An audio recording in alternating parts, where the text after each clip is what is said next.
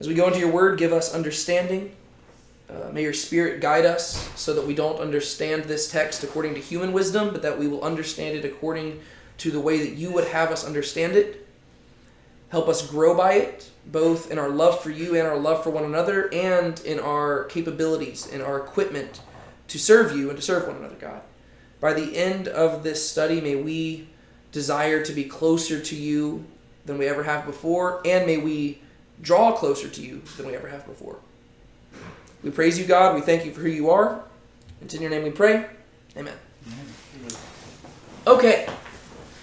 So today we have the mighty task, the unheard of task in the Well Bible study of going through not one, but 2 chapters of Scripture in one single night.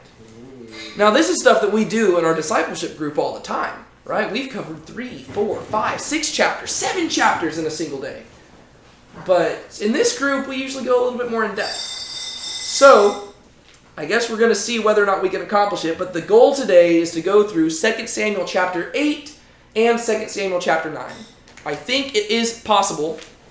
I just don't know if it is possible for me. So, we're going to see what we can do, and if we end up going a tad bit too long, hopefully you'll be gracious and you'll forgive me. But yeah, so 2 Samuel chapter 8. Oh, can you go get the door, Sean? Okay. 2 Samuel chapter 8 does not occur in a vacuum. It is not like the person who wrote the book of 2 Samuel just randomly started writing in the middle of this story and never wrote anything before it. No, there is context that leads into this story, and what I'm going to do for us very briefly is recap that context. The people of Israel are God's chosen people. He has delivered them out of slavery into a promised land where he has established a kingdom for them. Right? Originally, he was supposed to be their king, but they demonstrated that they weren't very good at serving that which they could not see. And so now they do have a physical king in human form. Right? The first one was a guy named King Saul. He was not a very great person. He was somewhat capable as a king, but he was not focused on God spiritually, and as a result of that, his kingdom basically fell apart, because the people have this law that they are supposed to uphold between God and man, and if you're not obeying the law, your kingdom's not going to succeed. And so, because Saul was not focused on God, his kingdom was taken away from him and given to another person, and that is the person that we have been following for the last, half year? We have been following the life of David. Right? And David was a shepherd boy who God appointed to be the future king. And even before we met him, he was described as a man after God's own heart. He grows up to go on and kill a giant named Goliath. He becomes a superstar in Saul's kingdom. He becomes a warrior. But eventually Saul becomes jealous of him. He becomes a fugitive. He's on the run from Saul, who turns against him. But after many years on the run, David eventually is delivered from all his affliction. King Saul is killed, and David ascends the throne. That is where we have been in 2 Samuel, where in chapter 1, David is mourning the death of Saul. In chapter 2, David becomes the king of Judah, which is about half the kingdom. And then chapters 3 and 4, the 2 different obstacles in the way of David becoming king of the whole land are taken out of the way. You got Ishbosheth, who is the son of Saul, and you got Abner, who is the commander-in-chief of Saul's army. They're both killed, so now David is going to become the king of the entire nation of Israel. In 2 Samuel chapter 5, and his first order of business is that he starts destroying Philistines, and he starts conquering territory, which we're going to see more of in this chapter. And in chapter 5, what he does is he goes and he conquers a city called Jerusalem, and he makes it his capital. And that is a really significant thing because Jerusalem is a significant city to this day. In 2 Samuel chapter 6, David goes one step further and he goes and finds the Ark of the Covenant and he brings it to Jerusalem. And he is dancing and rejoicing because now he gets to live next door to God, which is a really cool thing for a man after God's own heart who grew up in the shepherd's fields thinking he was going to amount to nothing. And now he dwells in a palace next door to God. Which leads us to 2 Samuel chapter 7, which is where we were at not last week, but 2 weeks ago, because last week was spring break, so we just got together and hung out. But 2 Samuel chapter 7 was this really special moment, which we kind of need to recap before we go into chapter 8. What happened in 2 Samuel chapter 7? Set the scene for me. Maverick.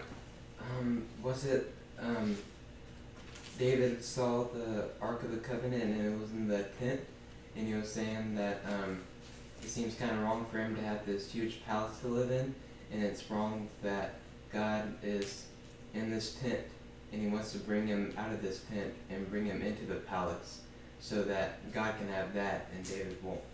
Something like that. Along those lines, yes. So basically what happens is that David is looking out at all the things that God's given him, and where most men would look at that and they would say, look at what I've accomplished. David doesn't think that. David looks and says, look at what God has accomplished for me. He's made me a kingdom. He's made me a palace. He's made me a house. But God's dwelling in a tent. And he says, that doesn't seem right. God's the one who built this kingdom, yet I have a greater house than God. And so he says, I'm going to build a house for God. He wants to build a temple. How does God respond? I've been in a tent for this many years. Yeah, he says, hey man, I'm content living in a tent. It's fine. I don't need a house. I didn't ask for one. But does he stop talking there? What else does he say? He says that he appreciates the gesture, and because of that, he's going to allow the seed basically to go through David's line, and that there will always be someone from his line on the throne. Yeah. He says, I'm fine not having a house. But you know what, David?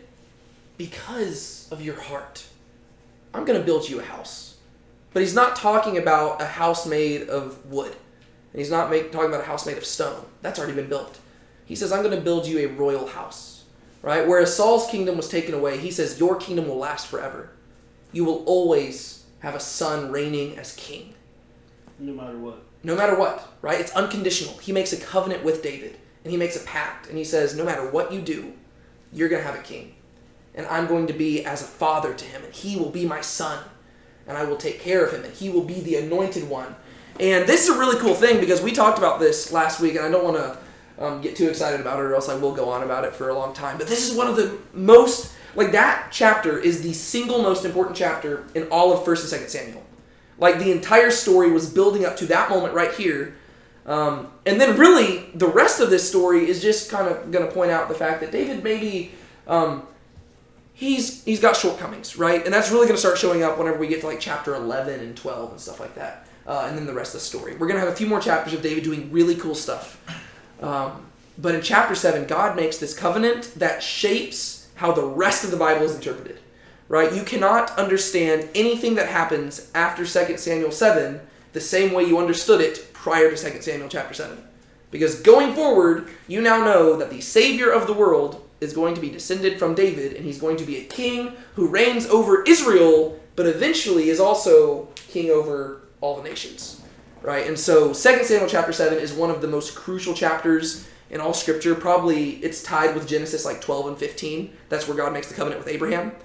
Those chapters just change everything. And now we're in 2 Samuel chapter 8, which ironically is probably one of the less important chapters in the grand narrative of 2 Samuel. Hence why I kind of didn't mind blending it with chapter 9. But it's still super important because you get to see how God is with David through his reign, right? So whenever we're reading through this, it's going to sound like very boring details to us in many ways because it's basically just David's success, and he's just going to be destroying one person after another.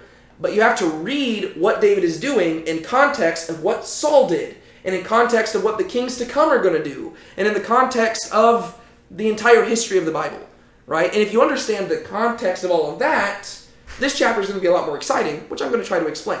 But it is something that we'll be able to go through a little bit quicker, which is why I'm actually going to hopefully focus more on chapter 9 than chapter 8, because guess what chapter 9 is all about?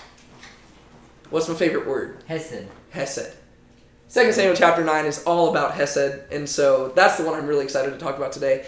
But 2 Samuel chapter 8, I don't want to downplay it. There's some really good stuff here, and so I'm going to hand it over to Sean to read for us. And Sean, I'm just going to warn you, good luck, because you've got some fun names to say today. So, good luck, my friend. After this, David defeated the Philistines and subdued them, and David took Metheg-Ammah out of the hand of the Philistines. And he defeated Moab, and he measured them with a line, making them lie down on the ground. 2 lions he measured to be put to death, and 1 full lion to be spared. And the Moabites became servants to David and brought tribute. David also defeated Hadadezer, the son of Rehob, king of Zobah, as he went to restore his power at the river Euphrates. And David took from him 1,700 horsemen and 20,000 foot soldiers. And David hamstrung all the chariot horses but left enough for 100 chariots. And when the Syrians of Damascus came to help Hadadezer, the king of Zobah, David struck down 22,000 men of the Syrians. Then David put garrisons in Aram of Damascus, and the Syrians became servants to David and brought tribute. And the Lord gave victory to David wherever he went. And David took the shields of gold that were carried by the servants of Hadadezer and brought them to Jerusalem. And from Betah and from Berothai, cities of Hadadezer, King David took very much bronze. Very good so far. Don't worry, we got some more for you later. But yeah, I thought that was very good pronunciation. Good job. All right, so what do we see happening here? David conquers the Philistines. Yeah. Yeah, he came, he saw, he conquered. Right? That's kind of the story of David. Which we've kind of seen, really, the entire story of David is just one of this dude who's just pretty much great at everything. Right? I mean, like, no matter what he does, he's kind of the original Renaissance man. Where, Renaissance man, like, that's like the expression that means, like, somebody who just dabbles in, like, everything. David's like the original Renaissance man, and then Solomon, like, takes that to an extreme. To where, like, David, I mean, he is, just think about this. He is a shepherd. He is a warrior. He has been a fugitive. He has been a lover. He's been a fighter. He's been a psalmist. He's been a king. Eventually, he's going to be a fugitive again. But he's also a, like, worship leader. And he's also a dancer. And, like, he does everything. And he does everything really well. And he's also a sinner. And he's an adulterer. And he's a murderer. And, like, he just does everything. And then Solomon, his son, is eventually going to look at that. And he's like, okay, well, let's add botany and philosophy and architecture and science. Like, he just adds everything else to the list, too. So David and Solomon are both just, like, they have, like, an entrepreneur mindset. And they're like, I'm just going to do everything. And the cool thing about David is that he does everything well.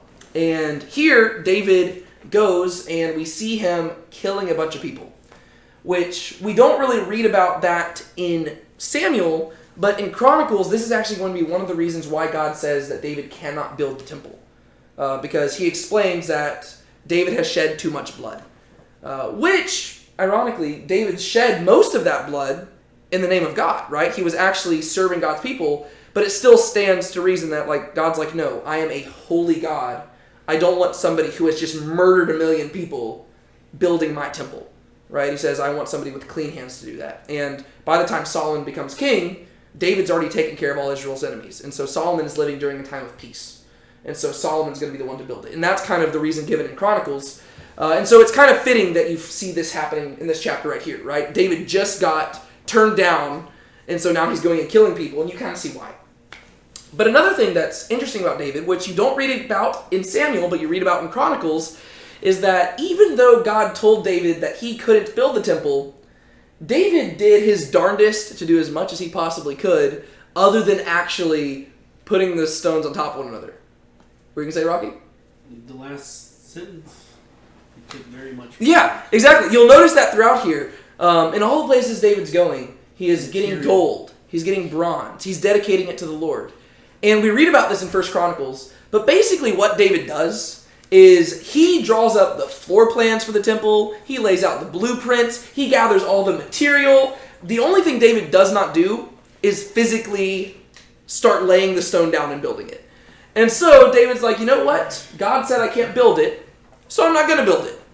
But he didn't say I couldn't gather the materials. And so I think it's kind of funny, but I also kind of respect it, right? So David, he's not bitter about this. He understands what God is saying, but he's also helping his son out and says, like, hey, let me help you accomplish this task. So he's actually helping his son accomplish his dream. And I'm sure there's one point where Solomon's like, that's your dream, Dad, not mine. I'm kidding. That probably didn't happen. But if it was a modern day movie or something, it definitely would be a conversation that happened. But Solomon was all about building the temple too. And so hopefully we'll get there eventually. Okay, so let's walk through this. After what? David defeated the Philistines? Well, I was saying, like, what is this reference to? What just happened? What just happened? What just happened in chapter 7? The covenant. The covenant, right? Yeah, I'm just trying to remind us context. After God made a covenant with David and David voiced his gratitude to God, David defeated the Philistines and subdued them, and David took Mephibosheth out of the hand of the Philistines. All right, let's just start right there. What's really cool about that verse?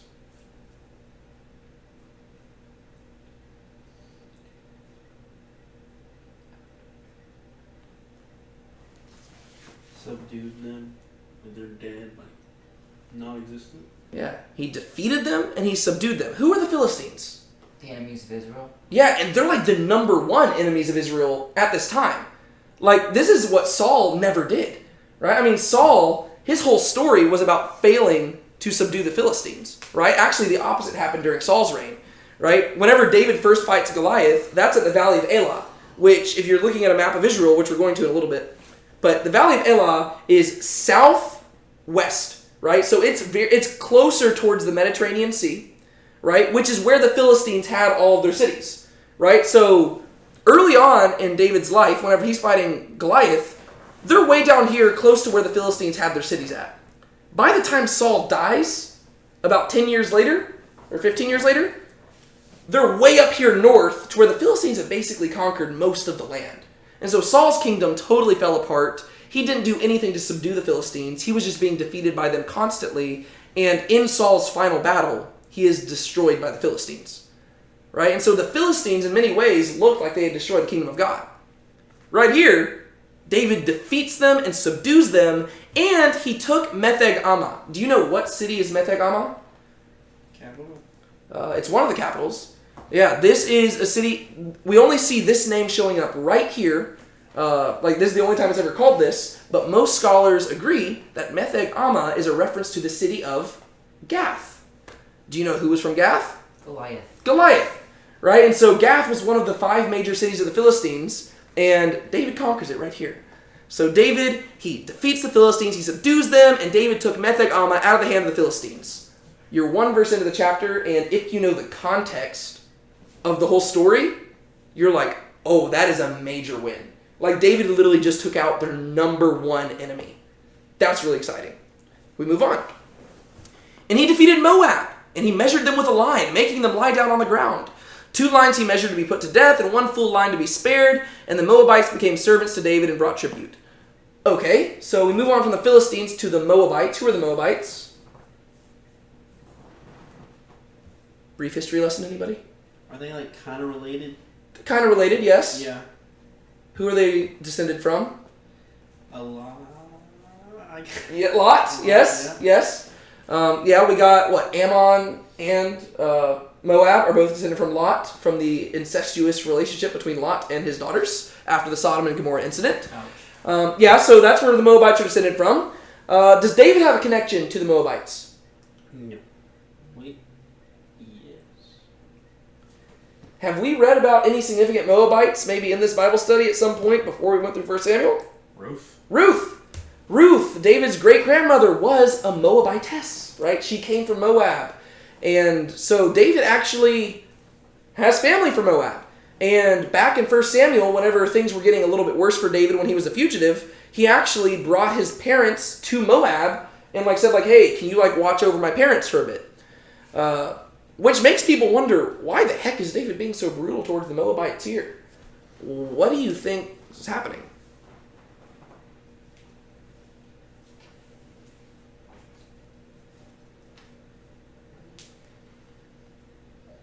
Isn't Moab's one of the enemies of Israel, so he took care of them because they were a threat to Israel. Yeah, I mean, that seems to be the only really explanation, right? It seems like, I guess, Moab in the last few years have proven themselves a greater threat towards Israel, and David felt he needed to do that, right? Because we know formerly he had a pretty good relationship with them. I mean, he literally went down there and was like, hey, could you take care of my parents? But I guess something has transpired in the last few years. I don't know, maybe they didn't take care of his parents very well. We have no idea. But something happened to where David felt the need to afflict them, but notice he didn't afflict them as badly as he did the Philistines, right? He actually only wiped out 2/3 of them, and this is really talking about probably 2/3 of the army that he fought against. And how he does it's kind of weird. I don't know why he did it this way, but basically it seems like he had the army lay down on the ground, and he measured out like a line, basically probably like a string or something like that, and the string was about a third the length of the entire army, and so he measures this out 2 lines worth, and he slaughters those people, and then 1 line he spares. How would they just sit there? Was that? How would they sit there? Well, they were probably already taken captive, and so like the battle had already been won, and so he's forcing them to lay prostrate before him, and kind of brutal, but you got to remember David is a scrapper. Yes, he's a man after God's own heart, but he is living in a vastly different context than we are used to, and this is just the way things go. And some things David does, you'll be like, yes, I can see why a man after God's own heart would do that. Some things you're going to look at, you're going to be like, that's questionable. But also, you have to realize that he is the king of God's holy nation, and God did command them to get rid of the enemies. And so, I'm sure that this whole chapter is a mixed bag, right? We know that God is with David, giving him success, and so I think that God's seal of approval is over this, but we know that David's also not beyond going a bit overboard. So, at least right here, he does show a little bit of mercy to Moab, but it is a little bit more violent than we might have expected, given that he has history with them. But I guess at least he's not showing favoritism. We can say that. Okay, we move on. David also defeated Hadadezer, the son of Rehob, king of Zobah, as he went to restore his power at the river. What is it? Euphrates. Okay, so where do you think... So if he's going towards the river Euphrates, where do you roughly think Zobah must be located? North, right? It's probably somewhere north. Most people would say it's probably in the area of like Syria, which is directly north of Israel. And so he's going towards Zobah, and he defeats this one king, Hadadezer, son of Rehob, the king of that area, as he is going to restore his power at the river Euphrates. This is a super duper cool detail, once again, if you understand the context of the whole story. Because do you know how far north the Euphrates River is? It's pretty far up there. And David is going to restore his power up there. Which means that at the time of David, the boundary of Israel is way up there. That's not where the boundary's not near that far. Like, that's modern day Iraq. That is huge. Like, David is a conqueror. Like, he is establishing this nation as vast. And, if you understand the context of it, back in the book of Genesis, when God promises Abraham the land of Canaan, he says, I'm going to give you the land from the river in Egypt, which is what river? The Nile River, to the great river, which is the Euphrates River. Right? So he says that the land of Israel, long term, is going to be from the Nile River to the Euphrates River. I believe we talked about this in 2 Samuel 7, right? David is getting us as close to those boundary markers as we have ever been. We have never Israel has never fully achieved that, but David and Solomon's reign are going to get us the closest it's ever been to that, which is really cool. And so if you just understand the promises God has made, that little line is just going to start giving you tingles. You're like, ooh, this is exciting. Like David is literally accomplishing the promises of God. So he's going to restore power at the Euphrates. And David took from him 1,700 horsemen and 20,000 foot soldiers. Like, David is just conquering left and right. And David hamstrung all the chariot horses, but left enough for 100 chariots. Why does David do that? What does it mean to hamstring a horse? Does it just mean that he just hates horses and he just likes being cruel to animals? Why is he doing this?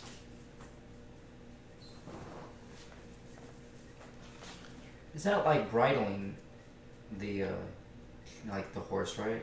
No. What does it mean to so where are the hamstrings at? Like on a body? Like, Yeah, right here. Right? It's at the knee joint basically, right? Like on the backside. Right? It runs all along the leg.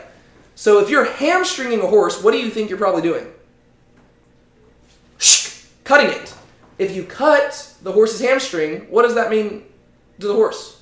It might not be dead, it just can't run. Yeah. Right? And it probably will bleed out. But yeah, so he's basically making it so these horses are not equipped for battle. But why doesn't he just keep them, you say? Why wouldn't David just keep all these horses? I mean, he's conquering all this stuff. Why wouldn't he keep them?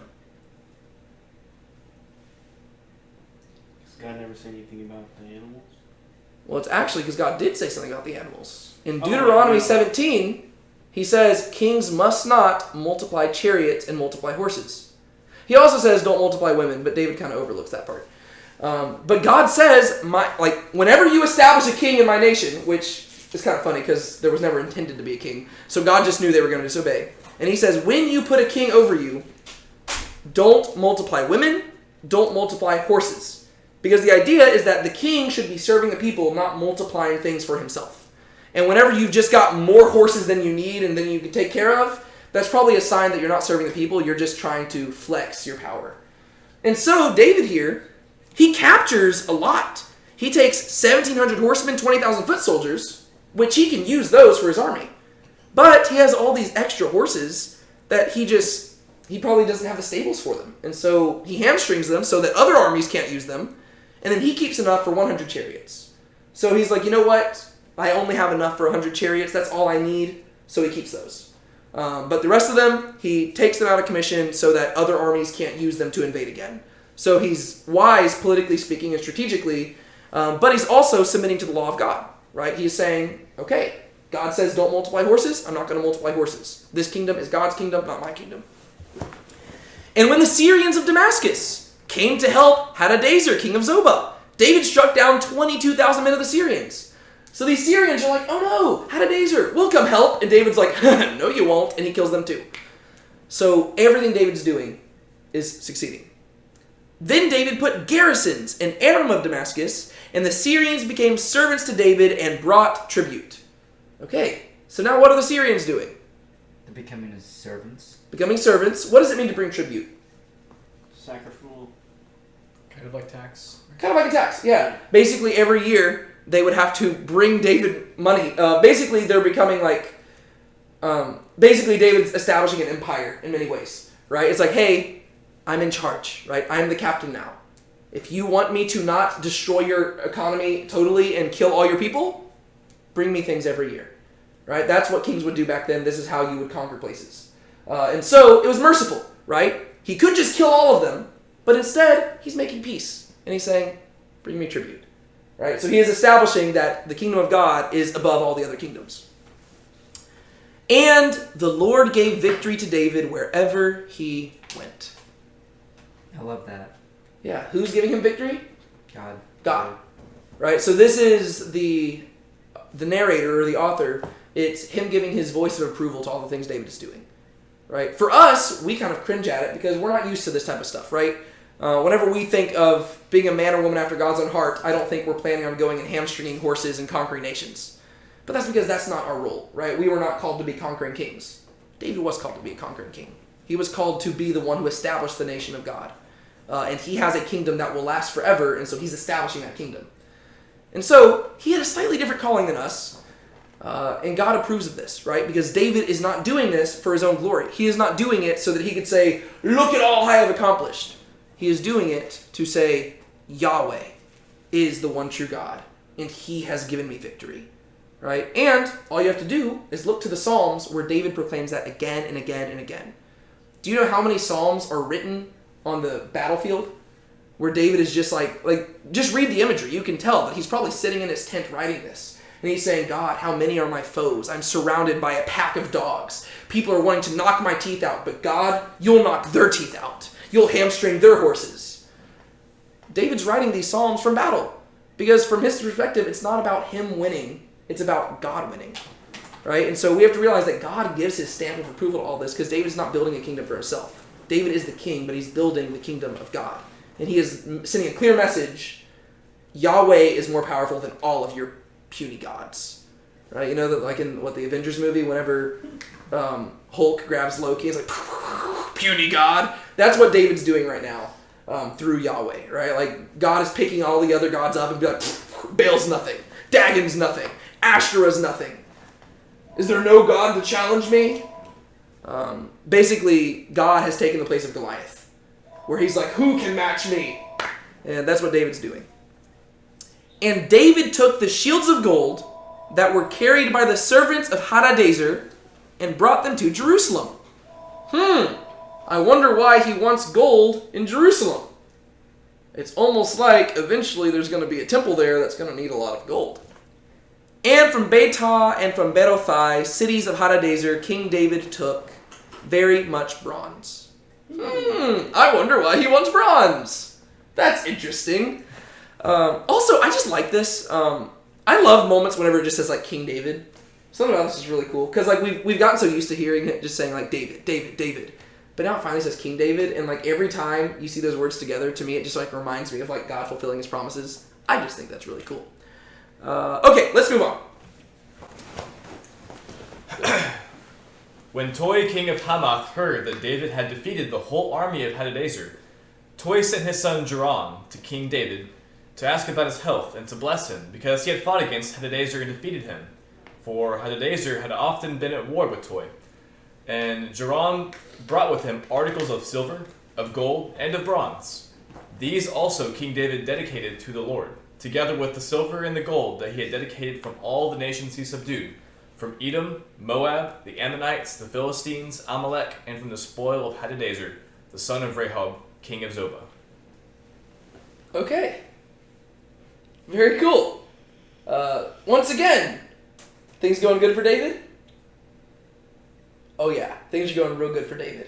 So what happens here? This is just one story right here.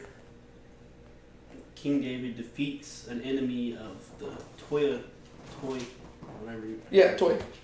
And Toy becomes friends with King David, and he gives them gold and silver and whatever they need.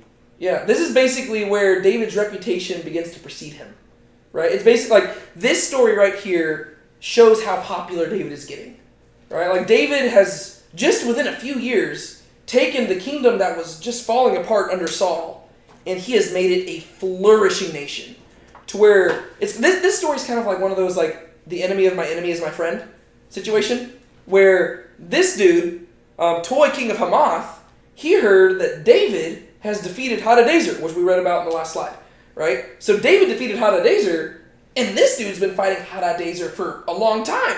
And he's like, dang, if David defeated him, I probably want to be on David's good side.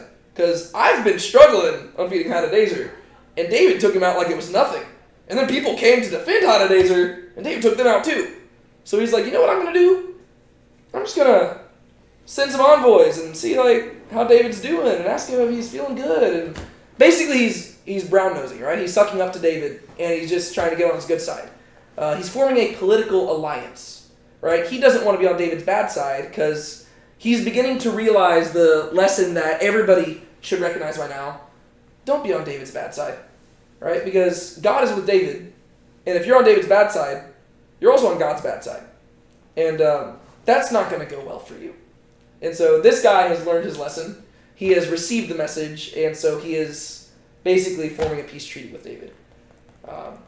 So when Toi, king of Hamath, heard that David had defeated the whole army of Hadadezer, I just love the word whole there, right? He's just like, wow, that is impressive.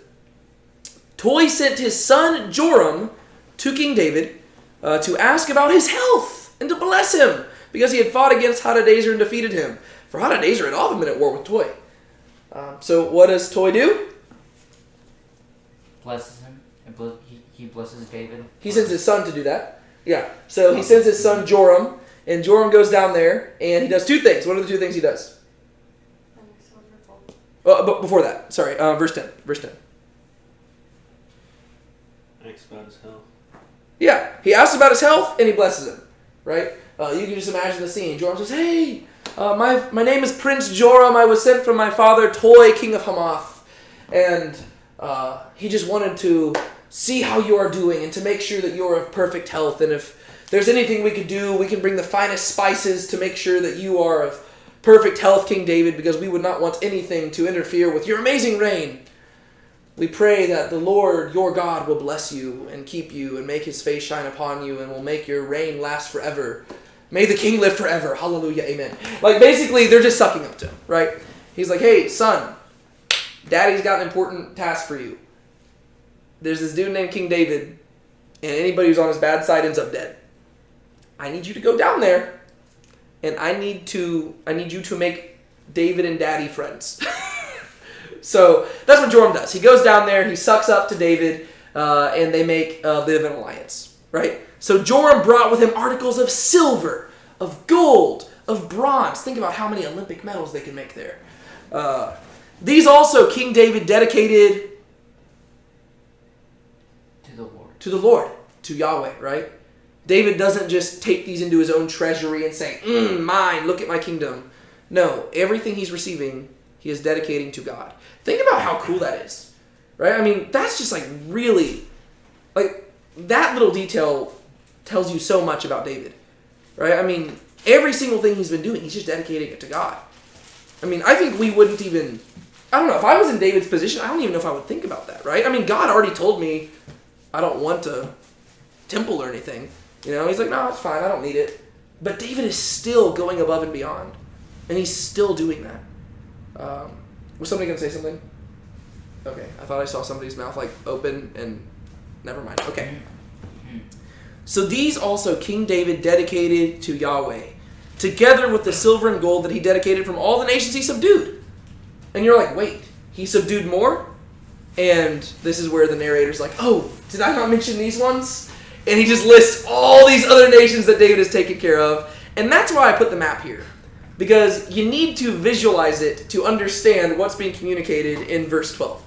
Right? So, all the gold and silver and bronze that he's getting, David is dedicating to the Lord.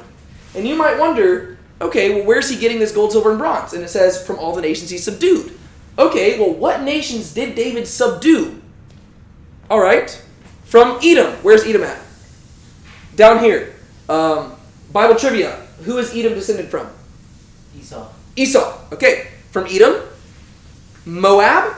All right, we already talked about Moab. Where's Moab descended from? Lot, right? And Ruth is one of the Moabites, right? So Moab is right here. Okay, the Ammonites. Where's Ammon? Boom! Also descended from Lot, right? So we've got Esau, Lot, from Edom, Moab, the Ammonites, the Philistines. Where are the Philistines at? Do you see Philistia? Over here, right? Boom. You see all the major cities right there. You see Ashdod, Ashkelon, Gaza, Gerar, and Gath. Those are all right there. David conquers and subdues that area. Amalek. Where's Amalek at? Down south, right? The Amalekites were a huge deal. These are actually the people who fought against Moses and all the Israelites whenever they left Egypt. And so God had like a really major deal. Like he had a big problem with Amalek because, he literally told them just wipe out the Amalekites. And we've dealt with the Amalekites a few times in the past, right? We've seen David interact with them. Now he's totally subdued them, right? So if you're tracking with me, he has taken care of all the region down here. Right? Okay, so he's taking care of Edom, Moab, the Ammonites, the Philistines, Amalek, and from the spoil of Hadadezer, son of Rehob, king of Zobah. And we talked about where Zobah was probably at. Where was it at? North, right? Because he's heading up to the Euphrates. The Euphrates River is way up here. Right? And so, if you're paying attention to the map, David has basically conquered and subdued all the surrounding nations. That's why this is a really cool chapter. And if you're just reading through it, you might not understand the implications of it because these nations, like usually whenever we read it, we just don't think anything of it. We're like, oh, I don't know where Edom's at. But if you look at the map, you're like, oh, David is literally just taking care of all the enemies. Like he is literally a warlord. Like he is just out there like just totally destroying everything. It's really interesting when you contrast David and Solomon because David is the conquering king. And this is how the Israelites viewed the Messiah, right? Because he is the son of David. This is what they were expecting. They were expecting somebody to show up and do exactly what David did. And Jesus did do that, but in a different way, right? He wasn't destroying all the physical kingdoms. He was destroying the spiritual kingdoms of sin, which are actually even more powerful, right? And he was much more powerful than David. David was a sinner. Jesus was not, because Jesus literally conquered every single enemy. Right? He conquered all the sin. He lived a sinless life. And so he showed up and he was doing something different than they expected.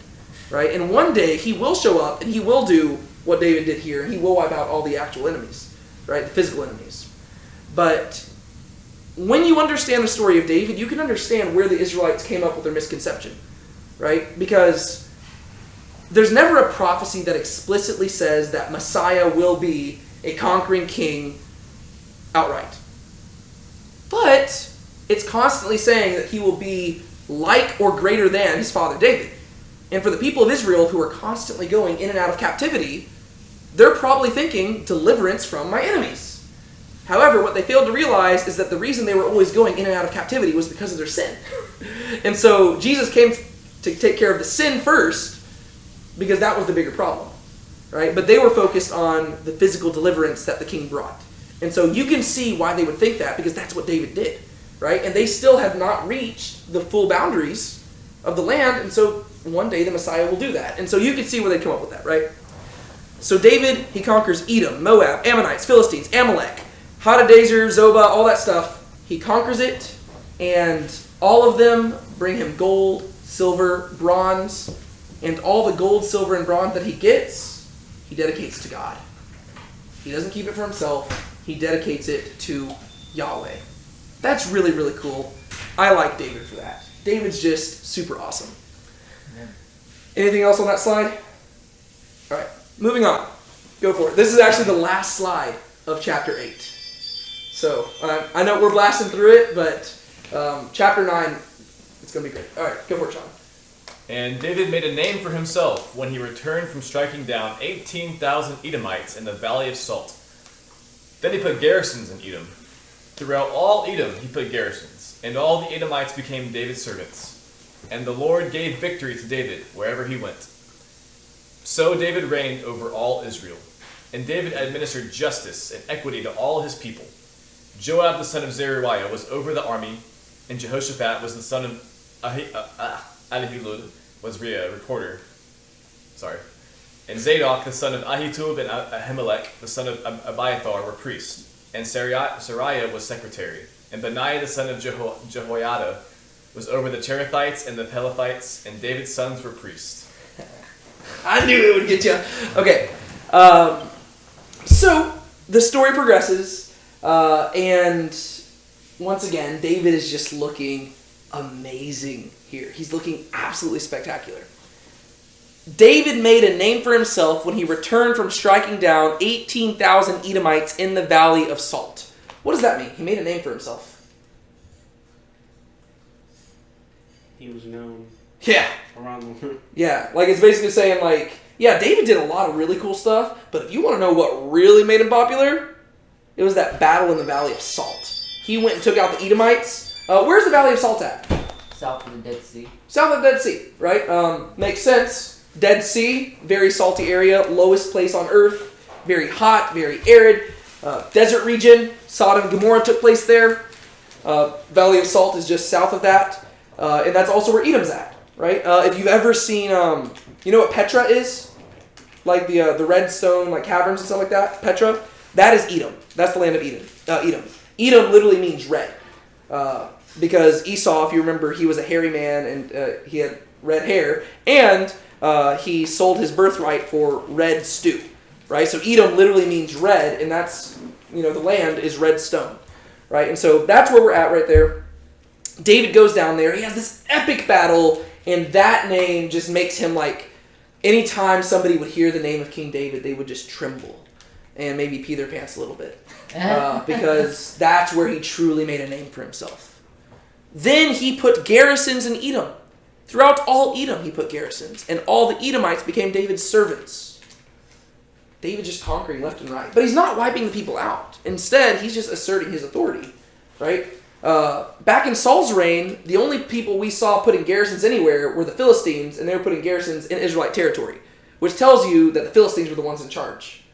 But now it's David putting garrisons in other territory, which shows you that David's the one in charge. Kind of like vassal states? Yeah, basically. Yeah, he's establishing his presence, kind of like the Romans would do. And so it was kind of like whenever the Assyrians conquered and stuff, they had like the governors. Yes. And the provinces. Yeah, and that's basically what David's doing there. He's establishing a presence so that anytime an Edomite walks out and sees that garrison and they see some Hebrew soldiers there, they're like, dang, David's in charge. And the Lord gave victory to David wherever he went. Wow, second time we've read that phrase in one chapter. What do you think the main takeaway from this chapter is? God was with David. God is with David. Yeah, the author does not want you to leave this chapter thinking, wow, David's super amazing. He wants you to leave thinking, wow, David is really faithful to God, and God is super amazing. Right? So yeah, we're able to look at this, and we're like, wow, David's accomplishing all this amazing stuff. But the author repeats multiple times, God is the one giving victory to David. It is Yahweh. He is the one conquering on David's behalf, which is really neat. So David reigned over all Israel. Wow. I don't know. There's something really satisfying about reading that, especially whenever you've been following the whole story. In many ways, this last paragraph almost sounds like a fitting end to the story of David, right? It's almost like it's getting to the end. But really, this is the end of the beginning, because we're going to get more into his story in a second. So David reigned over all Israel, and David administered justice and equity to all his people. So not only was he a good conquering king, but he was a good politician, right? Like, he actually cared for the people, and he took care of them. And even though he was doing all these things, and all because he was expanding his kingdom and empire, he wasn't forgetting about the people back home, right? That's what a lot of people do, right? They're so focused on growing that they forget to take care of the people under them, and therefore people end up rebelling. David doesn't do that. David rules with justice and with equity. He treats people fairly. He treats people justly. And during his reign, God is glorified. Once again, it's a picture of what the Messiah is going to be. He is going to be one who reigns on the throne of his father David in justice and equity, and the Spirit of the Lord will be upon him, and he will guide the people in righteousness. That's what David's doing right here. That's what Messiah will do. And then this chapter ends by listing off something else that's really cool about David. He didn't establish this kingdom by himself, right? This is really cool. David was good at, what's the word? When you have people do different jobs for you. Yeah. Delegating? Delegating. There you go. He's good at delegating. And Saul, we never saw this, right? Saul, he had a commander-in-chief, and we didn't really read much else about the structure of his kingdom. And honestly, we wouldn't expect to, because Saul was all about himself. David here, he's smart. He's very, he didn't go to school for any of this, but he knows how to do this. Probably because he grew up watching Saul's failures. And he's going out here, and he's doing things right. He establishes Joab, the son of Zeruiah, over his army. Who is Joab? David's commander-in-chief? His commander-in-chief, and also his nephew. Yeah, Zeruiah is David's older sister, and she has a son named Joab. And remember, there were two other sons, but they are both bye-bye. Joab is the only one remaining, and this is going to come to bite David in the butt later on, because Joab is a very ruthless individual, and he does a lot of really messed up stuff. But for a commander-in-chief, you couldn't get anyone better, because if you need a battle won, Joab will do whatever it takes to get it done.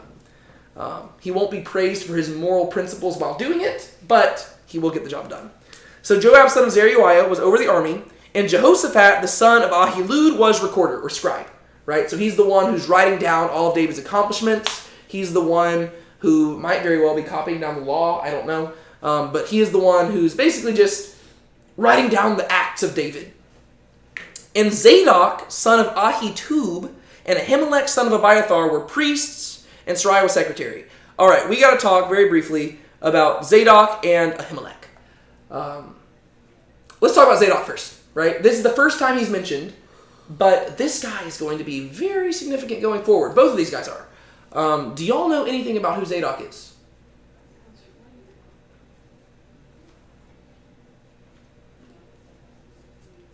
Was there a kingdom named after him? No, but there's some kingdoms that are very similar. Zadok is going to be the high priest during the time of David and Solomon, and actually the other guy is going to be as well. But Zadok is cool because basically both of these guys are descended from Aaron, right? They're the high priests, and so they have to be descended from Aaron in order to be to qualify, right? So all the priests are from what tribe?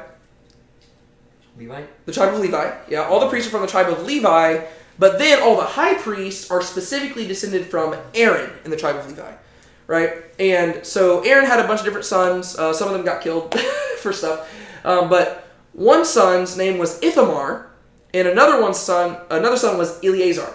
right? Ithamar, if you go down the lineage, you eventually get to this guy named like Ahimelech and Abiathar. Both of them are descended from Ithamar. And then you have Zadok, who is descended from Eleazar. Going forward, the high priests are going to be descended from Zadok. Formerly, they were descended from Ithamar through Ahimelech and Abiathar, and these are actually going to be the last ones of that line. Do you remember why they're going to be the last ones of that line and why it's going to shift over to Zadok? This goes back, way back. It's something we studied. It's in 1 Samuel.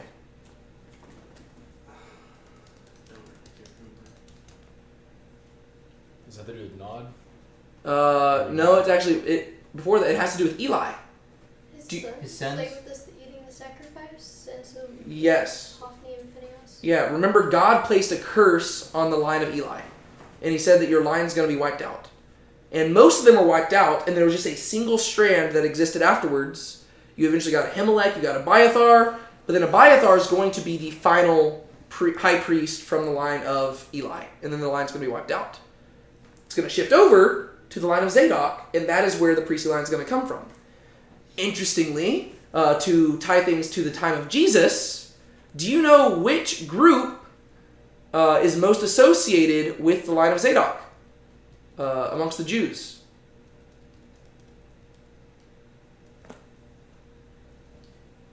The Sadducees. According to tradition, the word Sadducee actually comes from Zadok. Right, just over time, Z-S, like that. You can kind of see it, like Sadducee, like Zadok is in there, right?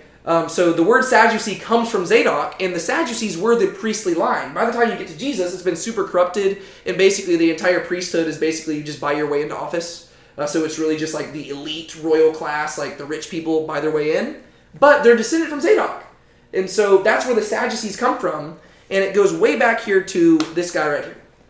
Okay, so we got Zadok, who is placed there by David. And then we got another person here, Ahimelech, son of Abiathar. We got to talk about this very briefly as well, for a different reason. Does anybody know, like, just by looking at it, can you tell the reason why? This is going to test your Bible trivia for stuff that we've covered. Repeat the question. Why do we need to really take a second to talk about Ahimelech, son of Abiathar? This is kind of a deep dive. I don't know if anybody's going to remember it. Is Elimelech like son of a king or something? No. We talked about him in 1 Samuel, right? We did talk about him. The reason why you need to talk about this is because there's something really confusing going on here. Because whenever we read about Ahimelech, that was the priest who was killed. Remember that? Yeah, that was the one that Saul had killed. And what was his son's name? Abiathar. Right? So Ahimelech was the priest that Saul had killed, and his son Abiathar was the one who fled to David, and David put him as king, as priest. But right here it says Ahimelech, son of Abiathar, were priests, which is strange because we thought that Abiathar was the son of Ahimelech, and so there's different ways that people reconcile this because it's really confusing because in one passage it says Abiathar, son of Ahimelech, and one says Ahimelech, son of Abiathar, and you're saying, okay, which is which? Right? Because we know for a fact that the one who fled to David was the one that David appointed priest once he was king. But in one place he's called Abiathar, one he's called Ahimelech, and it's flip-flopped. And then you go to Chronicles, and in Chronicles it says this version. And so, what's that? Could they have had another son and named him after the father? So some people speculate that. The only issue with that is that it seems pretty clear in the earlier passage that the one who fled to David is the one who was appointed priest. That's the part where it gets confusing. But some people have speculated that, so it could be that maybe he named his son after his father. Other people have speculated that maybe they both had the same name. Like maybe it was just like, maybe one of those names could have just been like a title, right? To where Ahimelech, I think it means like, my brother is king, right? So it could have been like a title, like suggesting like a relationship to the king, like not necessarily familial, but something like that. And Abiathar means my family is fruitful or something like that, or my son is fruitful. And so people speculated that maybe they both held both titles, and then some people speculated that maybe there was just a copying error, right? To where the original manuscripts probably preserved this without error, But over time, whenever people were copying it down, maybe this is just one of those few issues in the Bible where it got flip-flopped. And to me, honestly, that doesn't bother me. I still believe the Bible is without error, but humans can mess up after the fact. And I could totally see how that would be easily to mess up, right? You just accidentally put the names backwards, and then if somebody does that, they just keep doing it. That's fine with me. I don't, like, it's not a huge issue. I just wanted to point it out so that if you're ever coming across somebody who has read 2 Samuel so deeply that they're like, ooh, contradiction, you'll be able to give some sort of response. But really, there's plenty of ways to reconcile it. I just wanted to point that out because it is kind of one of those weird things that whenever I was reading it, I was like, what the heck? And then I went to research it, and everybody else is like, yeah, we're not totally sure there. But, yeah. So Zadok and Ahimelech, son of Abiathar, were priests, and Sariah was secretary, and Benaiah, son of Jehoiada, was over the Kerethites and the Pelethites. We don't fully know who the Kerethites and Pelethites are. It seems like they were most likely hired mercenaries or hitmen from outside of the land of Israel that David hired to be his personal bodyguards or assassins. And he puts this one guy named Benaiah, son of Jehoiada, over them. Fun fact about Benaiah, son of Jehoiada, he was one of David's mighty men. That's listed later on in Samuel and also in the book of Chronicles. And this guy's really cool. One story that it says about him is that he went down and he killed a lion on a day whenever snow fell. That's all it says. It doesn't tell us the rest of the story. It says, yeah, he went into a pit and killed a lion on a day that snow fell. And you're like, all right, there's a story behind that. But yeah, so that's who Benaiah is. He had this epic story about killing a lion in the middle of the snow. And apparently that was his claim to fame. And they're like, yeah, that dude's legit. And David puts him over the Kerethites and Pelethites. And David's sons were priests? That doesn't make sense. Yeah, this is one of those places where most likely the translation could do a little bit better. The word in Hebrew is kohath, which typically means priests, but it can also be used to reference just ministers or rulers or princes. I think that maybe a better translation would be princes, because David, he's not from the tribe of Levi, and so his sons could not actually be priests. And so I'm not totally sure why they decide to go with that. Why the ESV does. I looked at other translations and they don't all go with priests there. So I'm not sure why they decided that was a good choice. But it is what it is. Alright, so that is 2 Samuel chapter 8. Now, with the remaining time, we're going to go through chapter 9. And don't worry, it's a shorter chapter. But, oh boy, is it a good one. 2 Samuel chapter 9 is all about David's Hesed towards a guy named Mephibosheth.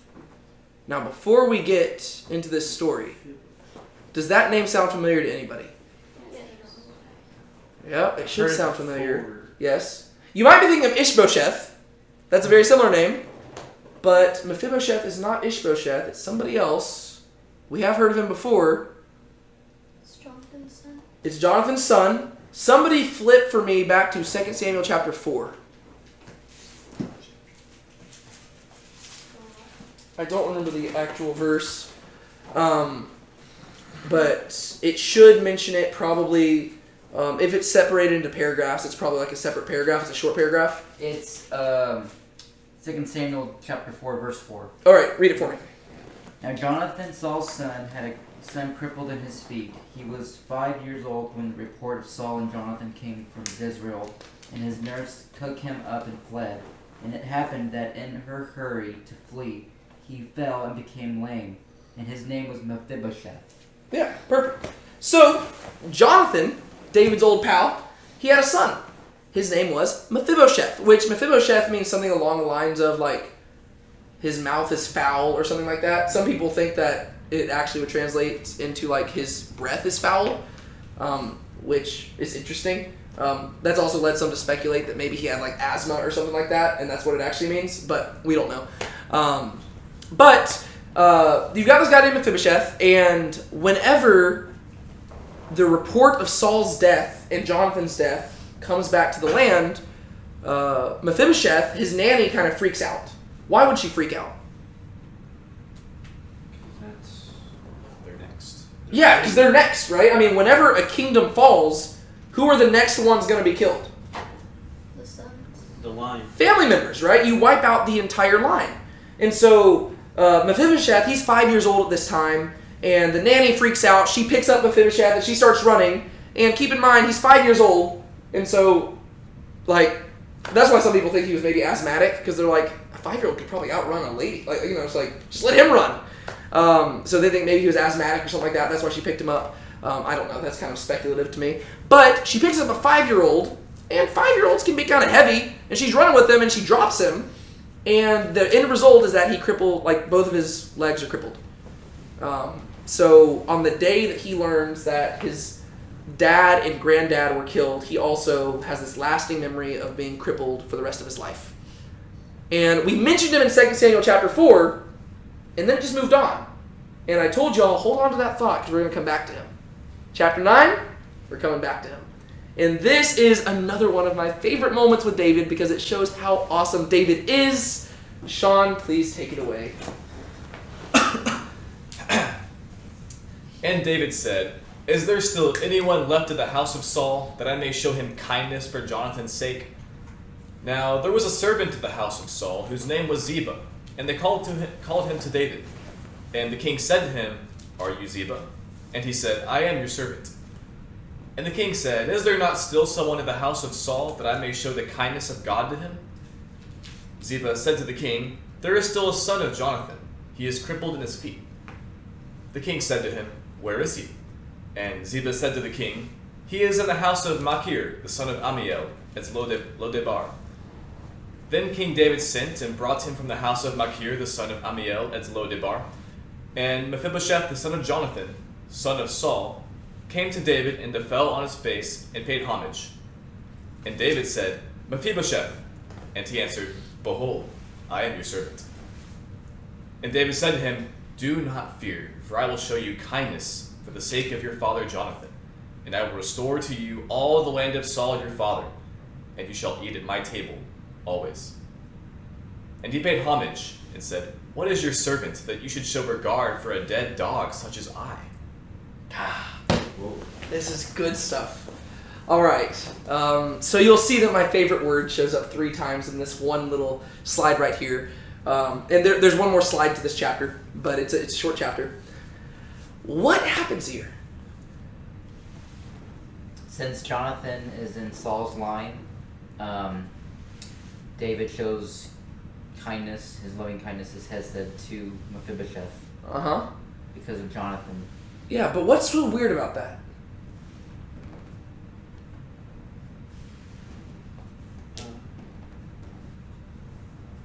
Well, he did make a covenant with Jonathan. He did make a covenant with Jonathan. We're going to have to look at that again in a second. But maybe before we walk through it, let me focus. Why would it be weird? Yeah, let me focus on 3 words in verse 7. And David said to him, "Do not fear." Why would he tell Mephibosheth not to fear? Why would Mephibosheth be afraid about this encounter? Because he's the last line of Saul. He's the last remaining member of Saul's family line. Whose kingdom did David replace? Saul. Saul. Whenever one kingdom replaces another, who's the one in danger? The family members that just got replaced. Why was it that Mephibosheth ended up being crippled in the first place? His nanny was running away because she thought that Mephibosheth's life was in danger. Right? So Mephibosheth has lasting reminders of the fact that he should be killed. Because if he is descended from Saul and the rest of Saul's family line is dead, he is the last remaining member. And therefore, he's the only one he's the only one that hasn't been wiped out. And that means technically, if the line of Saul was to be reestablished and his kingdom was to be reestablished, Mephibosheth is the only threat to the throne. Right? Because Mephibosheth, he's the next in line. He's literally the only remaining heir. And so, we've seen what's happened to the other ones, right? What happened to Ishbosheth? He's dead, right? Ishbosheth, he was Saul's replacement. And now Mephibosheth's the only remaining heir. So you could see why Mephibosheth might be nervous here. But David has no desire to hurt Mephibosheth, does he? No. It's the exact opposite. Because David is built different. He's like, that's not how my kingdom's run. Did he like it whenever they killed Ishbosheth? No. Did he like it when they killed Abner? No. Did he like it whenever he heard about Saul's death? No. Sad. David has been working differently this entire time. There's one way that kingdoms work according to the world, and there's a different way how kingdoms work according to the Lord. David doesn't do things the way that the world does them. And he's like, yes, if my kingdom was established by me, I would feel threatened. And I would feel the need to conquer all these people and destroy all of Saul's line. But David's like, my kingdom wasn't established by me. My kingdom was established by God. Saul, he's no threat to me. Right? His line, he's no threat to me. They can't take on God. And so he feels nothing but compassion towards the line of Saul. Because if anything, they're to be pitied. Right? Because they're the ones who have to deal with the fact that their kingdom was taken away. And so David, he doesn't function how other kings function. And he doesn't conquer just for the sake of conquering. Like, this chapter is really nice to go with chapter 8. Because you just saw David being this conquering king, and you might be left with the idea that he's just like a vicious, blood-hungry tyrant. But that's not what David is. He's conquering to establish the kingdom of God, but he's not just out to kill enemies just for killing's sake. No. He is a just king who gives equity to the people, including the house of Saul. And so, chapter 9 kind of picks up where chapter 7 did, right? Where he says, wow, look at all God has given me. What can I do to say thank you? Right? And he wanted to build a house for God. But now, David said, is there still anyone left of the house of Saul that I may show him Hesed for Jonathan's sake? Think about how weird a comment that is. Have you ever woken up on any given day? I've never done this. I'm like, if you say yes to this, I will be severely impressed by you. Have you ever woken up on a day and been like, you know what? Life's really good. I wonder if there's anybody that I can just go do a random act of kindness for just to make their day better. I don't know about you. I don't typically think that way. Typically, I'm like, life's good. I'm just gonna chill out today. Or we don't typically do something kind for somebody until the need arises, right? But David here, he's like, wow, I've defeated all my enemies. I've got a palace. Life's great. I wonder if there's anybody that I can show kindness to. Show Hesed. What is Hesed? How have we defined it? Steadfast love. It's steadfast love, but what is the specific definition that I like to use? Something we don't deserve. Something you don't deserve, right? It's whenever somebody gives you everything when you have the right to expect nothing. Right? You're entitled to nothing, yet you receive everything. That is what Hesed is. Right? That's why we have a tough time defining it. It's loving kindness, it's steadfast love, covenantal love, mercy, grace. It's defined so many different ways because it's hard to pinpoint. But it's whenever somebody does something for you that you had no right to expect, and it blows away your expectations. And David says, that's what I want to do for somebody of Jonathan's house, for Jonathan's sake. Why would he say that? He had a bond with Jonathan. Not only did he have a bond, he did, right? They were best friends. But what else did he have with Jonathan? A covenant. They made a covenant. 1 Samuel chapter 20. Somebody to go there for me. Actually, I'm going to flip there too so I can find the right verse. 1 Samuel 20. 1 Samuel chapter 20.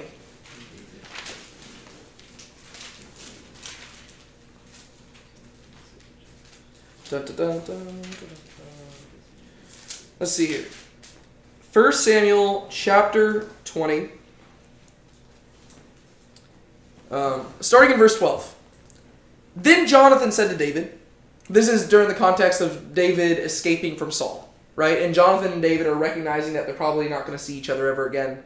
And Jonathan's come to kind of recognize that David is, he's going to be king. And that Jonathan's probably not going to live to see that. Then Jonathan said to David, the Lord, the God of Israel, be witness. When I have sounded out my father about this time tomorrow, on the third day, behold, if there is a good feeling toward David, shall I not then send to you and make it known to you? If it please my father to do you harm, may the Lord do so to Jonathan and more also, if I do not make it known to you and send you away, that you may go in safety. and may the Lord be with you as he has been with my father. If I am still alive, will you not show me the Hesed of the Lord, that I may not die? So he's basically saying, if I live through all this, will you spare me? My friend, my brother? Like, he's like, we're friends, right? You're not just friends with me because you're trying to get something out of this. He's like, you'll spare me, right? You shall not cut off your Hesed from my house forever, not even when the Lord cuts off every one of the enemies of David from the face of the earth. So he says, when you have been established as king, and God has destroyed all your enemies, which we just read about in chapter 8, right? He says, when God's destroyed all your enemies, please don't cut off your Hesed from my house. So Jonathan made a covenant with the house of David, saying, may the Lord require it at the hands of David's enemies. Jonathan made David vow again because of his love for him, because he loved him as he loved his own life. Then Jonathan said, tomorrow is the new moon, and you will be missed because of your seat will be empty. And the story progresses. So David and Jonathan make a covenant. And Jonathan says, hey, God's going to make you the king over all Israel. And if I make it through this, please don't kill me. Even though obviously that's what typically kings would do. But he says, at the very least, whenever God's established you as king and he's taken out all your enemies, because that's what he's going to do for you, show Hesed to my house. Right? If anybody in my house is still alive, show them kindness. Show them the same Hesed that I showed you. Show them the Hesed that God has showed you. David, he held true to his word. Right? That's what's so beautiful about this. It's not occurring in isolation. This is a guy who has received everything, yet he hasn't forgotten from where he came. And he hasn't forgotten who helped him get there. And decades have passed since he made that covenant with Jonathan. Right? Decades. But he still remembers that promise. And God has established his kingdom. He has subdued all the enemies. And David says, I've got a promise to fulfill. Is there anyone of Saul's house that I may show him Hesed for Jonathan's sake? I made a promise to my best friend. And yeah, my best friend's dead, and he's not going to know if I don't fulfill this promise. But I made my promise, and my word is true. So he says, I want to show Hesed. Go find somebody. I don't care. If there's anybody in the house of Saul who's left, bring him to me, and I'm going to do something special for him. I want to make his life better. That's cool. Like, I wish that we lived with that mentality. This convicts me so much. Like, I just want to wake up and say, man, think about what that'd be like. If I just woke up on any given day. It's like, just woke up on a Friday. And I'm like, what can I do to make Rocky's life better today? And I just message Rocky. What is the one thing I could do right now to just make life better for you? If I'm, within my means, right? He's going to be like, give me $1 million. I don't have $1 million. But within my means, what can I do to make your day better? Right? What if Maverick woke up and was like, what can I do to make Eric's day better? What if Eric woke up and said, what can I do to make Ben's day better? That's just kind of cool to me. We don't live with that mentality because we're usually so self-focused that we just want everybody to make our life better. I just think that's really neat. And that's why David's a man after God's own heart. Because you know who else does that? God. Right? This is always what God's doing. He's like, how can I show Hesed to Moses today? How can I show Hesed to David? How can I show Hesed to Maverick, Amanda, Brianne, Sean? Right? How can I do that? This is why in Psalm 23, David says, surely goodness and Hesed shall follow me all the days of my life. Right? Because this is who God is. So David says, is there anyone left in the house of Saul that I may show him Hesed for Jonathan's sake? Now there was a servant of the house of Saul whose name was Ziba, and they called him to David. So within David's palace, there was a person, or maybe not even within his palace, just in the local area, there was a person who came from the house of Saul, right? He was a servant back when Saul was king. And they called him to David because if anybody knew whether or not a family member of Saul's house was alive, it'd be this guy. Because most likely this was not public knowledge, right? It's not like Mephibosheth was like, by the way, I'm the last remaining heir of Saul's dynasty. Because that'd be the number one way to get killed in most kingdoms. So it's probably pretty subtle, and most people probably think that the house of Saul has been wiped out. But David's like, I don't know. I haven't done anything to wipe him out, so maybe there's still one out there. So they get Ziba. And the king said to him, are you Ziba? And he said, I am your servant. Shaking. Yeah, he's like, I could be whatever you want me to be. I'm not saying yes or no to my identity. I am your servant, and I will do whatever you ask of me, sir. Yes. Because Ziba's probably also nervous here, right? Because he is known to be a servant of Saul. And he says, just to clarify, Saul's dead. I'm your servant now. And it's like in the context of all this, we just read how he's been conquering. Yeah. And so it's like, he took care of all the foreign problems, now he's... Yeah. Alright, who's left? Yeah. Yeah, I'm taking care of Edom and Ammon and the Amalekites. Anybody from Saul's house left? Ziba's like, I'm your servant, sir. Are you Ziba? He said, I am your servant. And the king said, is there not still someone of the house of Saul that I may show the Hesed of God to him? He makes it clear to Ziba, hey man, I don't have any ill will towards this person. I'm not asking you to rat out somebody. I'm not going to do any harm to this person. I want to do something great for them.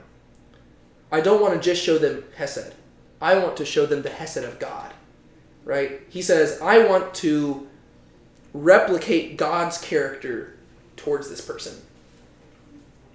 This is why he's a man after God's own heart. That's just cool. I love that it adds the phrase of God there, right? Because David recognizes that Hesed is not just this weird thing that just like, oh yeah, let me just be gracious towards somebody. This is like what John says in 1 John. We love because he first loved us, right? This is why David's doing this. It's not because David's like, man, I just love Jonathan so much, I'm going to be kind to his ancestors. No, he's like, look at all that God has done for me, despite the fact that I don't deserve it. I was a shepherd, and now I have a kingdom. I live next door to God. I have established an empire. That's Hesed. And he says, I want to show Hesed like that. I want to do what God's done for me for somebody else. Which is exactly what we're supposed to do as Christians, right? This is throughout the whole Bible, right? Jesus says, as the Father sent me, so I send you. Paul says, imitate me as I imitate Christ, right? We're called to see God's character and observe it and replicate that in our own lives. Is there not still someone of the house of Saul that I may show Hesed of God to him? Ziba said to the king, there is still a son of Jonathan. He is crippled in his feet. If I were Mephibosheth, I'd be like, bro, like, there's more to me than just being crippled. But I think the whole point is he's saying that this guy has had a tough life. Because if you're crippled in your feet back then, you probably don't have a job. You're probably more of a beggar, right? You have a lot of needs. Like, he's like, yeah, there is somebody of the house of Saul. And he is actually Jonathan's son. He's actually, like, he's your friend. He like, I don't know, he's your friend-in-law. Yeah. He's like, yeah, he's actually the son of your best friend. And he's crippled. He's actually probably, if there was anybody to show Hesed to, this guy is probably more deserving. I mean, nobody deserves Hesed, but he's more in need of it, right? This guy, he's crippled. He can't even move. Like, he can't even walk on his own. If there's anything you could do to help him out, that'd be great. The king said to him, where is he? And Ziba said to the king, he is in the house of Machir, son of Amiel, at Lodabar. What do you notice about that? Where was that at? Lodabar, it was a city like basically halfway between the Dead Sea and the Sea of Galilee and to the east of the Jordan, right? In a very desert region.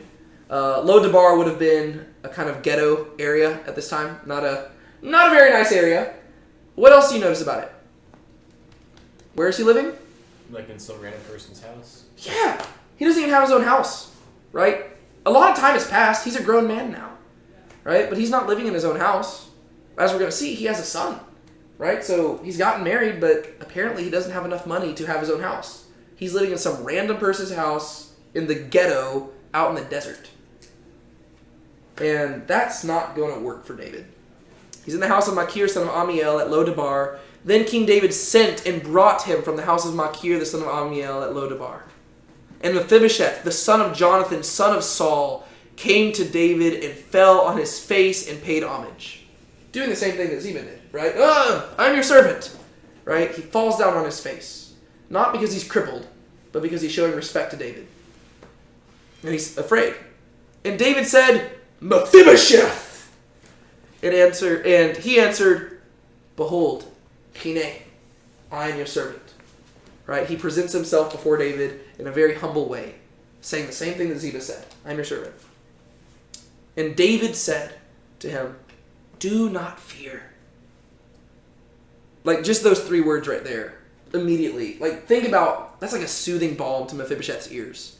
He heard that the king was looking for him. And I imagine he said goodbye to his wife, thinking he might never see her again. Right? He said goodbye to his child, thinking this might be it. I'm going to see the king. He found out. I am the last living heir of Saul's throne, and I'm about to be killed. Right? He's lived a painful life. He was crippled at the age of 5, and now he was living in the ghetto of some random person's house. He's had a terrible life, and now it's going to end in humiliation whenever he is killed by the king, simply because the king's life was going so well, he had nothing better to do than kill a crippled person. And then David says, Do not fear. And I imagine Mephibosheth was really confused by those words, because he's like, What? Do not fear. Do not fear, for I will show you Hesed, for the sake of your father Jonathan. He says, You know your dad? He died. And on the day that he died, your entire life fell apart. You were crippled, and that shaped your entire life going forward. And you've probably lived in fear of me every day since then, because I'm the one person who posed a threat to your life.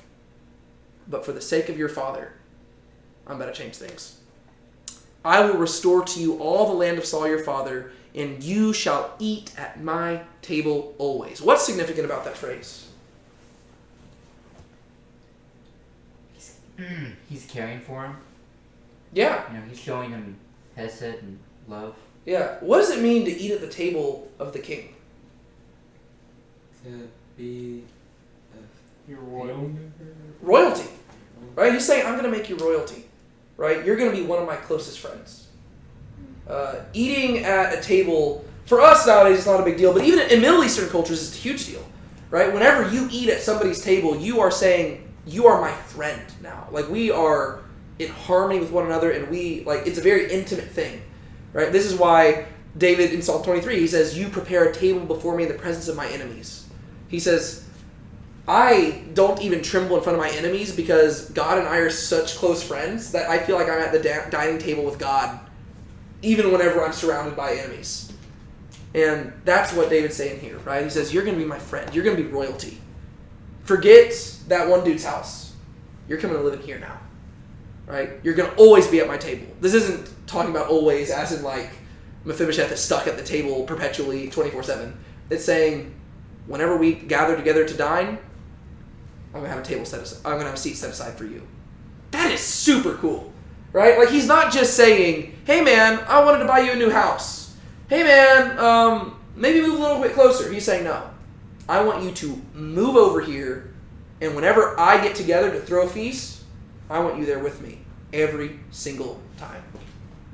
He just changed this whole guy's life. Like, massive upgrade. It's not like, hey man, let me buy you your own house in Lo-Debar. He's like, no. You're coming to Jerusalem. We're going to party together. And we're going to be best friends. It's going to be awesome. And he, Mephibosheth, paid homage and said, What is your servant that you should show regard for a dead dog such as I? Didn't he use that phrase dead dog earlier? I'm not sure. I think so. I don't think so. Is there another place where... Oh, you had talked about it whenever he was reciting the psalm earlier, and he had said dead dogs. Yeah. Whenever... Or you had said something about... Like a pack of dogs? Yes, a pack Oh, pack of dogs. Yes, yeah, okay, yeah. Yeah, but basically, Mephibosheth says, I'm useless. Right? Like, usually the people who sit at the table of the king are useful people. Right? Remember David... actually, back whenever David made the covenant with Jonathan, Jonathan said, Hey, Saul's going to miss you at his table. Right? Because, ironically, at Saul's table, things were not nearly as friendly as they were supposed to be. But David was Saul's best warrior.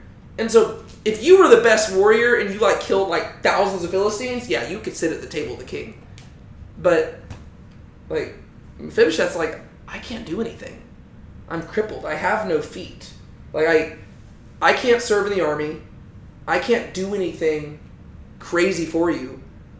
I haven't earned my spot at this table. Right? Like I don't like I'm a dead dog. Right? What's that? You can't earn it. Yeah, I can't earn it. Like I can't pay you for this. I don't even have my own house. What could I possibly do to earn a spot here? I don't deserve it. I'm a dead dog. Like dogs don't sit at the table, do they? Dead dogs definitely don't sit at the table. Right? Dogs eat the crumbs that people drop off the table. Dead dogs, they just go get buried, right? He says, I don't deserve a spot in the room. The only place I belong is in a grave. What can I possibly do to sit at this table? But that's the beautiful thing about Hesed. You can't deserve it and you can't earn it. It has to be freely given. That's why we talk about grace. In many ways, it's like the gospel, right?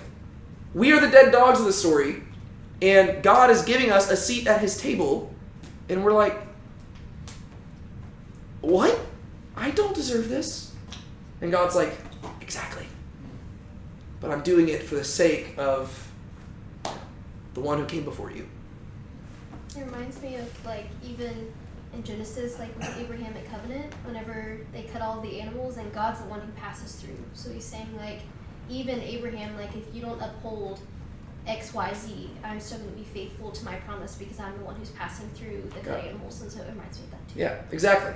It's a gift, right? It's not something that you can change. It's like, no, I've chosen to give it. And you're like, but I can't earn it. Exactly. That's the point of a gift. Well, some gifts can be earned, but the moment they're earned, they stop being gifts, right? Paul talks about this in Romans, right? If you pay for it, it's no longer a gift, it's a wage, right? If you earn it, okay, well, it's not, like, a gift has to be given. And if you've earned it, well, that's just you getting paid for what you earned. So it is possible to earn gifts, but Hesed cannot be earned. Hesed is something that has to be given freely. It has to be a gift. And that is what David is doing here. So he says, what is your servant? Like, what? Who am I? Very similar. Like, he is showing the Hesed of God to him. This is what David said in Psalm 8. O Lord, our Lord, how majestic is your name in all the earth. Who is man that you are mindful of him? The son of man that you care for him. David's looking up at the stars, and he's like, God, you're so big, and I'm so small. And you've anointed me king? How? And Mephibosheth saying the same thing. Who is your servant that you would like show regard for a dead dog such as I? You came and picked me up from the ghetto in Lo Debar and brought me here, and you're giving me a seat at your table? I can't deserve that. Let's read the end of it. Then the king called Ziba, Saul's servant, and said to him, all that belonged to Saul and to all his house I have given to your master's grandson. And you and your sons and your servants shall till the land for him, and shall bring in the produce, that your master's grandson may have bread to eat. But Mephibosheth, your master's grandson, shall always eat at my table. Now Ziba had 15 sons and 20 servants. Then Ziba said to the king, according to all that my lord the king commands his servant, so will your servant do. So Mephibosheth ate at David's table like one of the king's sons. And Mephibosheth had a young son, whose name was Micah, and all who lived in Ziba's house became Mephibosheth's servants. So Mephibosheth lived in Jerusalem, for he ate always at the king's table. Now he was lame in both his feet. The ending of that cracks me up every time. It's like, I feel like, I would just imagine like the scribe who wrote this book. He's like, hey Mephibosheth, so I wrote your story down. He's like, all right, let me hear it. He's like, yep, that's exactly how it went. And then it ends and says that he was lame in both his feet. And Mephibosheth's like, dude, what the heck? I thought we moved on past that. Like, I know I was lame in both my feet. You didn't have to remind me. But there is reason for that, right? Okay. So what do y'all think? Great story. Great story? Yeah, it's beautiful. Like this, it's a short story, but it's one of those stories that really captures what makes David a man after God's own heart, right? And that's what we've been exploring throughout this whole thing, and that's why I really wanted to put these two chapters together because they go together really well. You see the conquering David, who's willing to get his hands dirty, but you also see the caring David, who just wants to show people the character of God. So let's walk through it. Notice that David doesn't respond to Mephibosheth. Mephibosheth says, like, who is your servant that, like, you would show me this regard? David doesn't give him an answer. Because there is no answer. Right? Because Mephibosheth's question is saying, who am I that you would do this? And the whole point is that it's not about you. Right? You are simply the one I'm choosing to give the gift to. And he says, it was for the sake of Jonathan. It's because of God's Hesed that I showed it to you. It wasn't because of you. You're simply the recipient. You didn't earn it. And that's beautiful. So there's literally no response he could give. So he just moves on. Then the king, he probably did respond something to Mephibosheth, but the author purposefully does not include it, right? Because there's a message. It's like, there's no answer that needs to be recorded, because whatever the answer wasn't important.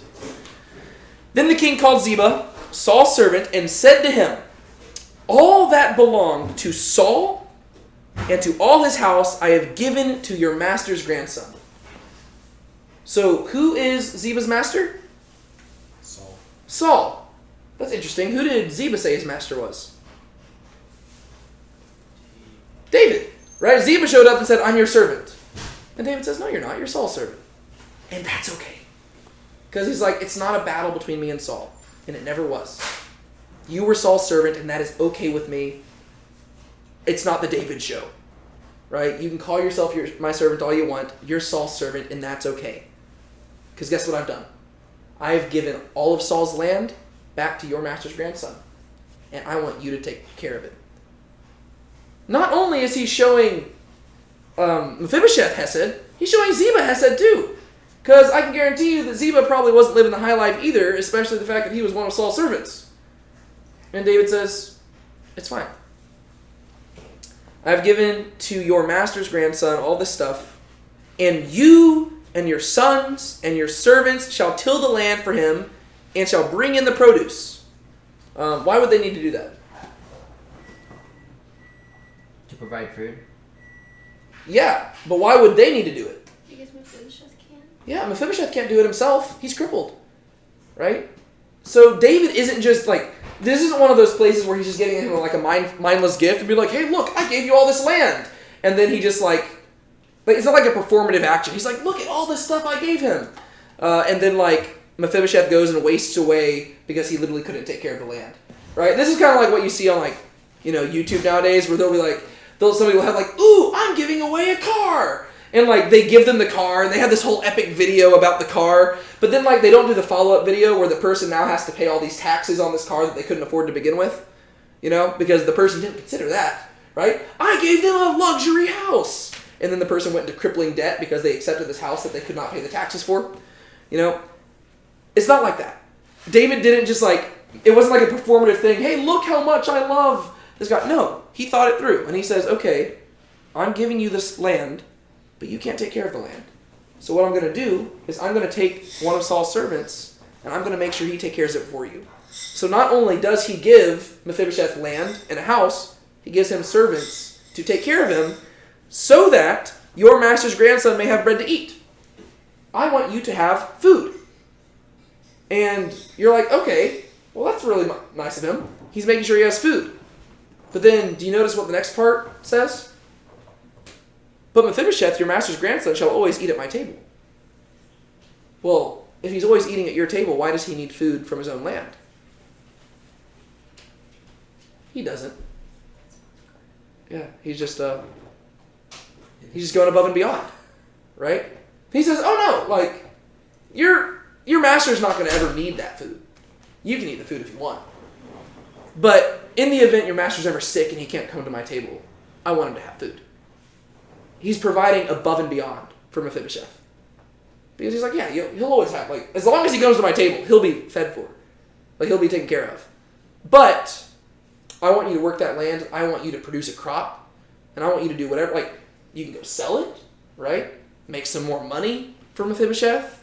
You can store it up so he has more. He is just providing above and beyond. Like, he's not only giving the gift, he's also organizing it and delegating things so that Mephibosheth will prosper as he has prospered.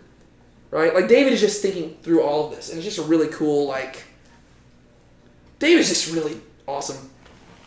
But I say David's awesome because it ultimately points to how awesome God is, because everything David's doing is stuff that God has already done for him.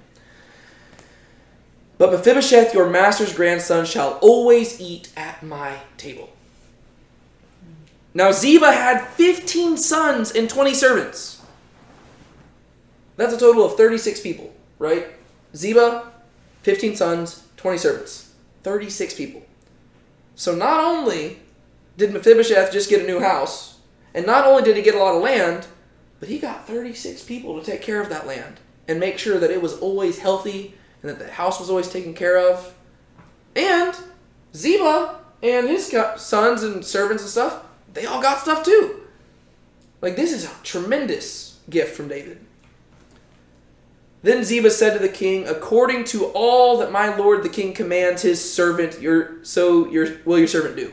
So Ziba still calls himself David's servant, which I think is kind of cool, right? Because Ziba's like, no, like, I am your servant.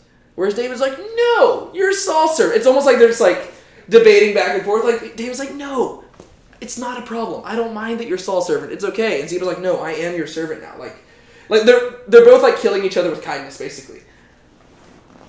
So Mephibosheth ate at David's table like one of the king's sons. It wasn't an empty promise. It actually happened.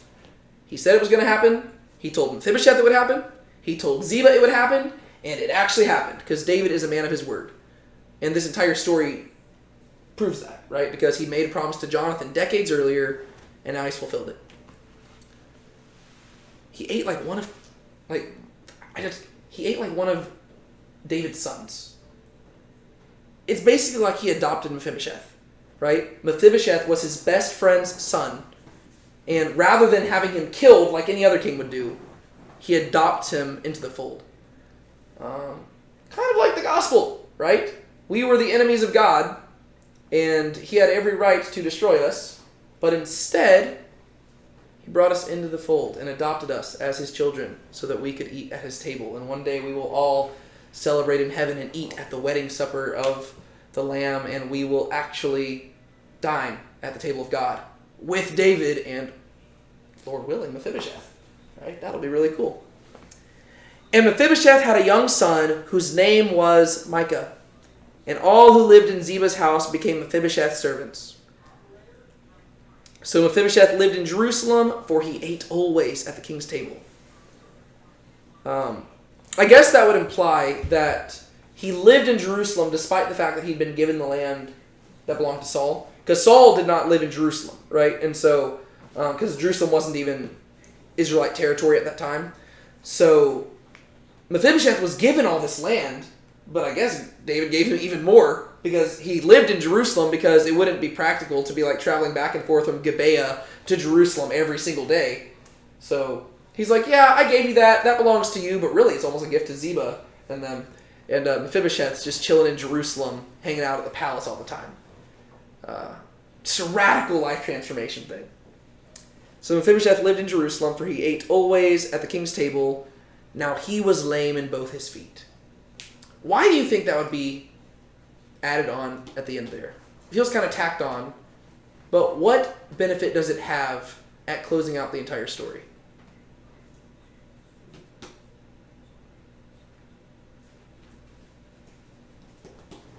I would say, even though he doesn't have feet to move and his life was bad, it all ended out good. Yeah, so there's that, right? So even though he'd gone through all this horrible stuff, God worked it out for good. There's that. What else? Maybe to show that, like, when David originally was giving him, like, all this land, and he was saying, like, hey, how am I supposed to get all this? And David's saying, like, it's Hesed, you can't earn it. Right before it says, for he always ate at the king's table. And it's like a reminder that even later on, it's not like his lameness was taken away, like he could never in the future earn it either. Like it was always Hesed that brought like those things to him. Yeah, it wasn't like he was miraculously healed and that's what changed everything. It was the act of Hesed itself that changed everything. Right? David couldn't fix his feet, but he could fix his circumstances. right? In many ways, it's actually kind of the opposite of what we read in the book of Acts, whenever you've got this beggar who's talking to Peter and John, and he's lame. Wow, that's actually interesting. Where he's like talking to Peter and John, and he's like, hey, you have some money for me? And Peter and John say, Peter says, silver and gold I do not have, but what I have I give to you. Get up and walk. Right? So Peter and John actually do the opposite of what David does. David has silver and gold, and he says, silver and gold I have, and I give it to you. Peter and John, they're like, we're poor, but we can heal your lameness. And so they actually heal the guy. So it's actually the exact opposite of this. But both of them are acts of kindness, right? David, he doesn't have that ability. He can't heal this guy. But he can show him Hesed. When it comes to application, that's kind of cool for us too. Because it means that we can't fix everybody's problems. But we can make their life better. And it's our duty, and I do say duty, right? Not just opportunity. It's our duty as Christians to do that for others. Right? We should try to find ways to make people's lives better. It could be something as simple as smiling at them when you're walking down the road.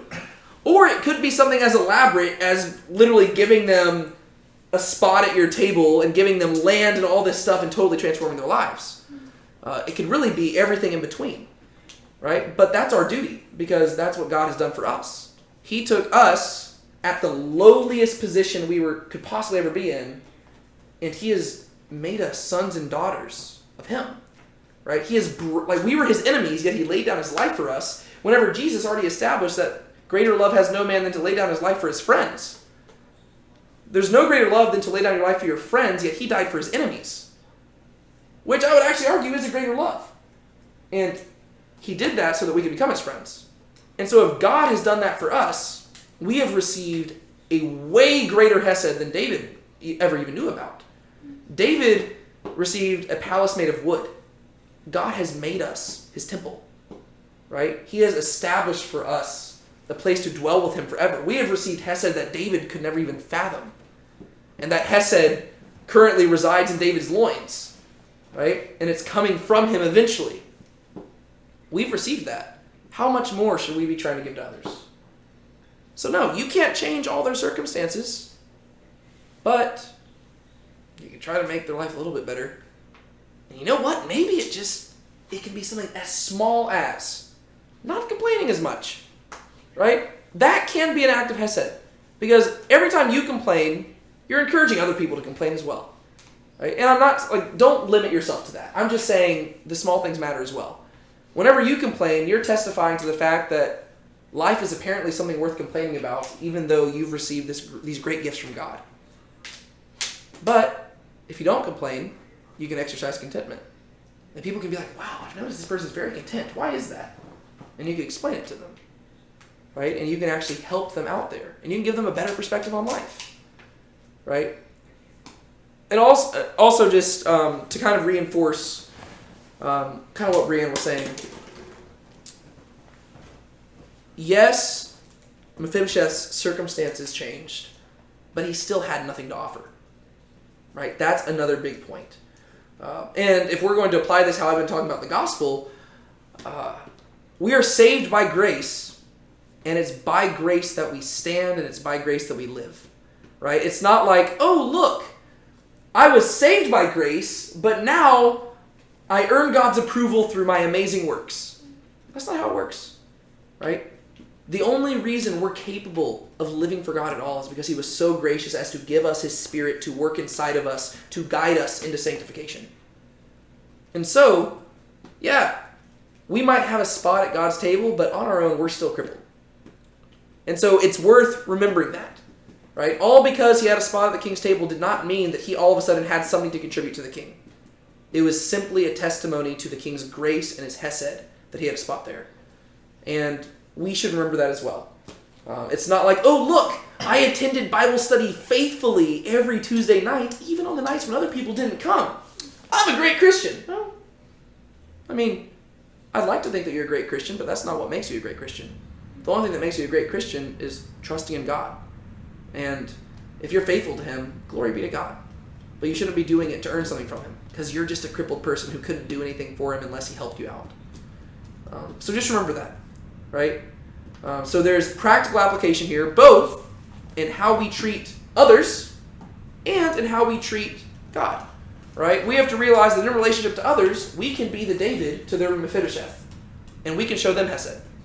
But in relationship to God, we are the Mephibosheth to his David, right? And he is the one who showers us with Hesed, and all we can do is respond and recognize that we are dead dogs who don't deserve a spot at the table, but man, oh man, are we going to never miss a meal.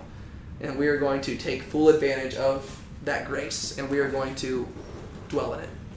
All right, let's close out in prayer, because I know that they have to head out.